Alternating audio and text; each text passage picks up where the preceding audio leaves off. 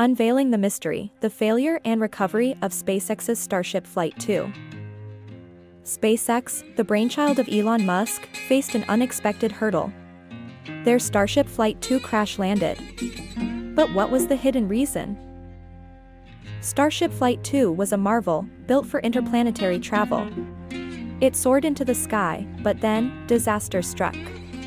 The unexpected happened. A fault in the engine led to a premature shutdown. The engineers had overlooked it.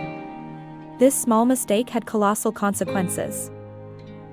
The world watched as the Starship descended rapidly, its engines failing. It crashed, marking the end to this ambitious journey. But SpaceX was not deterred.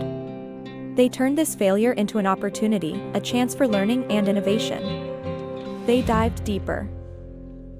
Uncovering the hidden engine flaw, the team worked tirelessly. New plans began to take shape. They revised, rebuilt, and retested. Finally, the secret reason was no more a mystery. SpaceX's Starship Flight 3, now armed with the fix, was ready to fly.